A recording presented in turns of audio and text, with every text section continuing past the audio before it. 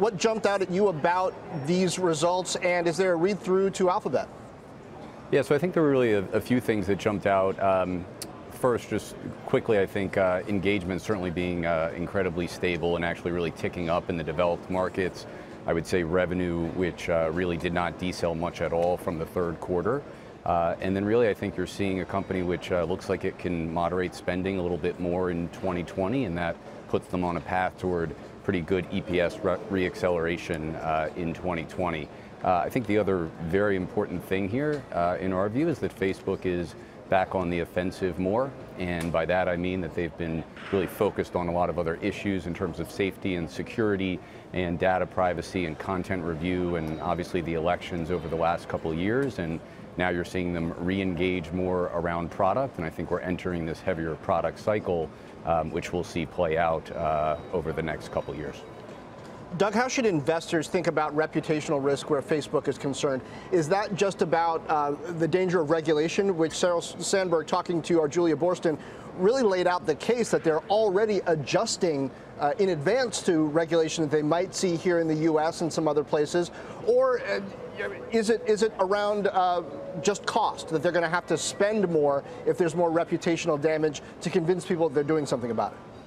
Yes, well, I think there's multiple elements around reputational risk. Clearly, it's important to the company. There's multiple constituencies here in terms of users really being the most important in maintaining that strong engagement, which it looks like they've had. They've done that. The advertiser base also, where there have been doubts certainly over the last few or several quarters, but what we've seen here is that advertisers are really not they're not moving dollars away because of the negative press cycle we've seen. The scale and the ROI here is still so strong, so good that it's difficult to put those dollars into other places.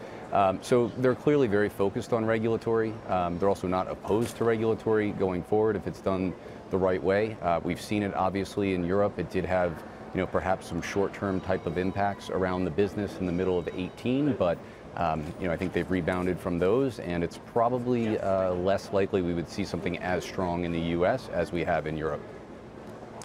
Doug, if we go along and agree that they're working now from a renewed position of strength, what does it mean for Twitter and Snap specifically? So in terms of what it means for Twitter and Snap, I would kind of look at each of these businesses a little bit independently, to be honest. I think the most important overall takeaway is that even though you do have a higher online penetration of total ad dollars, which is certainly north of 40 or 45% in the US and probably 60% plus in the UK, the online ad market is still growing very nicely in our view, and there's still more dollars to take, and we think over time that happens more from TV. But you can look at Twitter and Snap. Twitter, for example, which is another one of our best ideas coming into this year, and the ad dollars at Twitter are still really very small. We're talking about a few $1 billion, and we think that's a business that can grow this year in the high teens, and they're making very good strides with large advertisers, especially around video, which now accounts for more than half of all their revenue. Snap, I think, is in a little bit of a different position. Clearly have had more kind of turmoil and let's say just changes among the management team there, and I think they're in a tougher competitive dynamic with Facebook and the various platforms there. Doug, Netflix had a good report. I'm looking at Alphabet and Amazon are both up better than 2% after this Facebook report. Is the FANG trade back? Look, is the FANG trade back?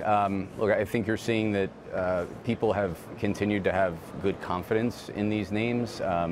Certainly you need to see a little bit more from the numbers, and that strong growth rates can continue. So Facebook's certainly helping. We saw it with Netflix. I think Amazon, while there can be some choppiness to it, I think Amazon is our other favorite idea here, and that will also be very good as we go forward, and certainly over a longer term period. Yeah, look, I think there's very good growth here, and we do like those names.